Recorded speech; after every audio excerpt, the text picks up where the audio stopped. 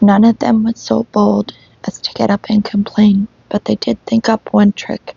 They held the newspapers upside down, and Gorky went up to one of them and in silence turned the newspaper right side up. He had noticed it. He had understood. He would not abandon them. He would defend them. They went to the children's colony. How decent everything was there. Each was on a separate cot with a mattress. They all crowded around in a group, and all of them were happy. And all of a sudden a 14-year-old boy said, quote, "Listen here, Gorky.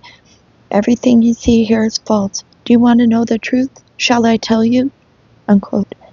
Yes, nodded the writer. Yes, he wanted to know the truth. And so everyone was ordered to leave, including the children, and the boy spent an hour and a half telling the whole story to the lanky man. Gorky left the barracks, streaming tears. He was given a carriage to dinner at the villa of the camp chief, and the boys rushed back into the barracks. Did you tell him about the mosquito treatment? Yes. Did you tell him about the pole torture? Yes. Did you tell him about the prisoners hitched up of horses? Yes. And how they rolled them down the stairs, and about the sacks, and about being made to spend the night in the snow? And it turned out that the truth-loving boy had told all. But we don't even know his name.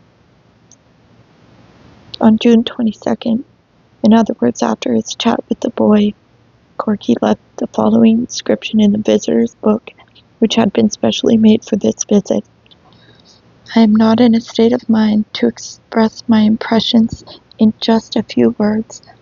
I wouldn't want, yes, and I would likewise be ashamed to permit myself banal praise of the remarkable energy of people who, while remaining vigilant and tireless sentinels of the revolution, are able at the same time to be remarkably bold creatures of culture. Unquote. On June 23rd, Gorky left Solovki. Hardly had the steamer pulled away from the pier than they shot the boy.